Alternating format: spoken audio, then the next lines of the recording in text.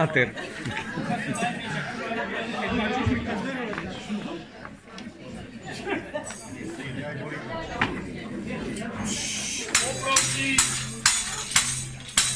Ide sa vyšetrovať. V ambulancii musí byť ticho. Pán Mrkvička! Pán Mrkvička!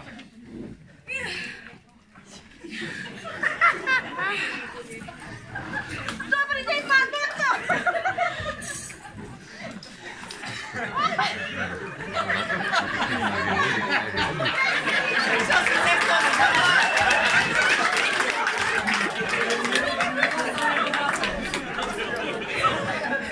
Nemáš silu!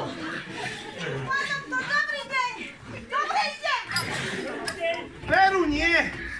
Trochu krývate. A počúvajte, pán Mrkvička, keď každý bude meškať na tie preventívky ako vy, tak ich nespravíme za deň, ale za týždeň. Jaj, omúvam sa, pán doktor, ale chytila ma zápcha. Zápcha? To poznám. A ja keď idem ráno do roboty, sú plné cesty a križovatky. Na to nie tam zápcha na ceste, však to tá iná zápcha.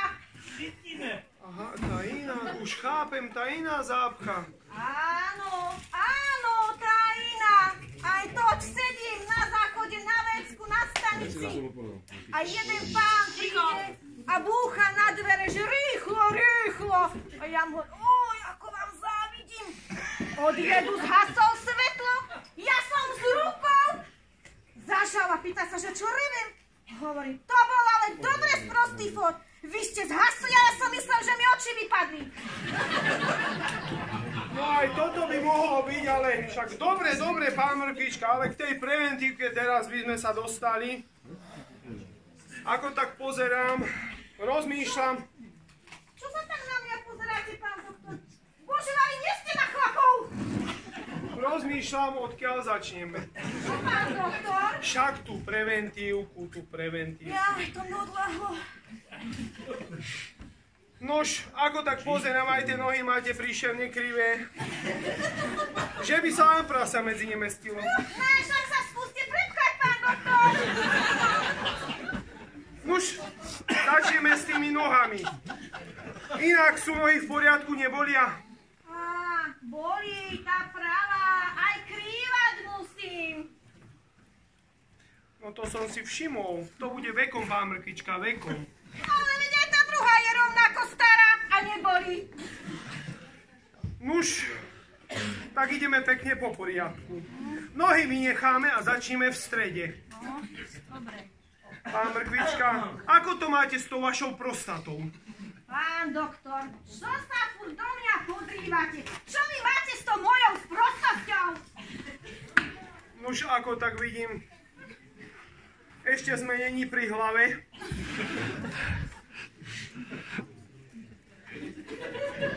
Celkom som sa stratil.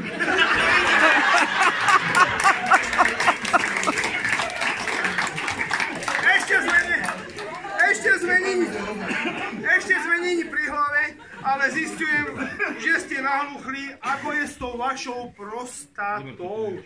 Či nemáte nejaký problém? Pán doktor, asi tam niečo bude, lebo moja stará sa stále sťažuje, že mám slabý dostreh. No ale však čo, keď hadica krátka, opotrebovaná, zázraku zásahu s ňou neurobíte. Nuž, tu si poznačím. Dobre, nutná operácia. Až treba, zoperujeme hneď. Je len to nie, však ja sa strašne bojím, veď to by bola moja prvá operácia. Pán Mrkvička, to sa nebojte. To bude aj moja prvá operácia.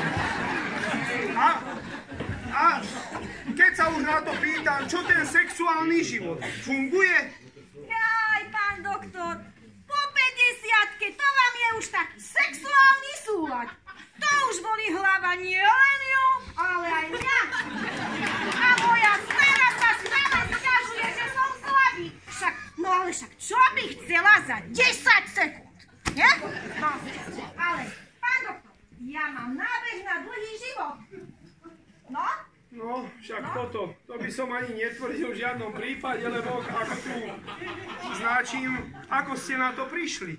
Jaj, však americkí vedci zistili, že priemerný človek má za život 2580 krát sex.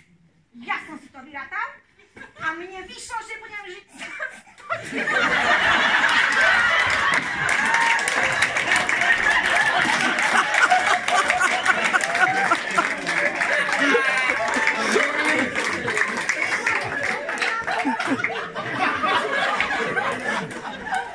Miro, máš čo robiť?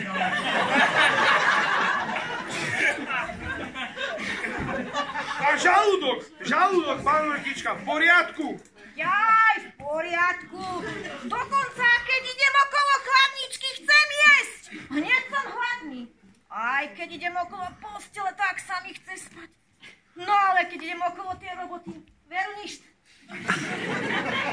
Ale ináč, pán doktor, tým žalúdkom mám občas taký strach, neurózu. Ale viete, ináč celkom dobre je to. No, odkedy, ako som prestal piť. Čože? Asi zle počujem. A už sme dvaja nahluchli. Prosím vás, pekne, odkedy už nepijete? Pán doktor, odtedy, ako som svokru videl dvojmo.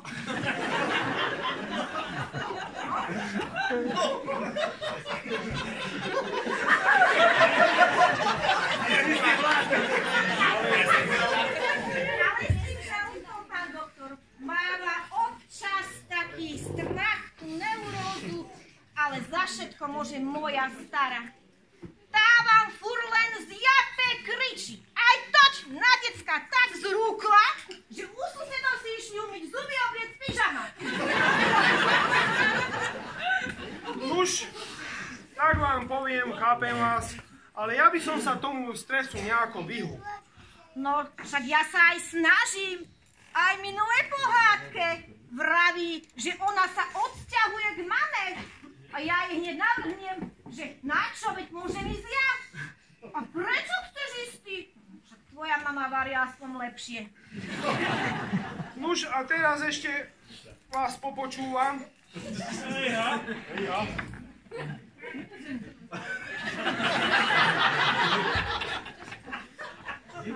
Čo, pán doktor? A nedýchajte! Pán Vrtička, nedýchajte! Čo ste tvrdli, pán doktor? Ale nie.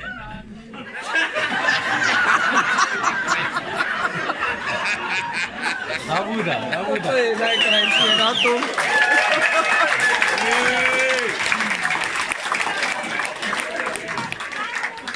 Na čo ste prišli? Niečo ste objavili?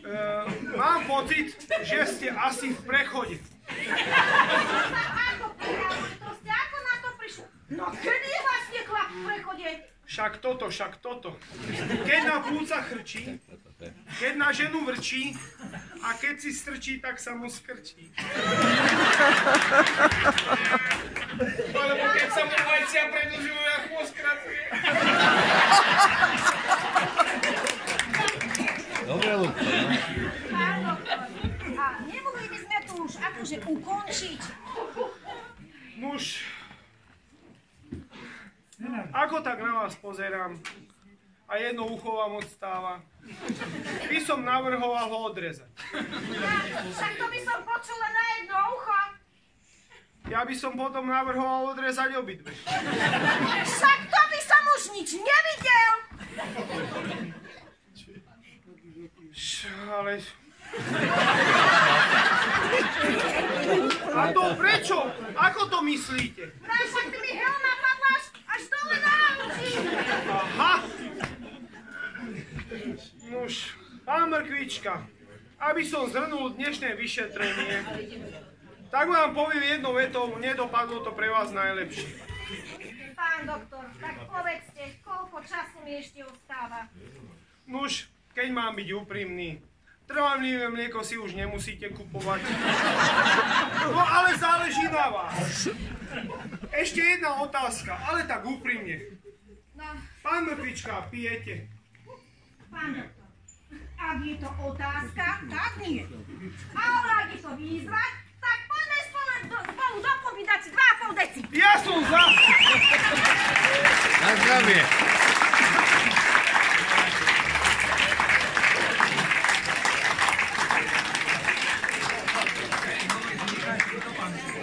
Pán doktor, dočkajú vás, však ja vás vystrojím.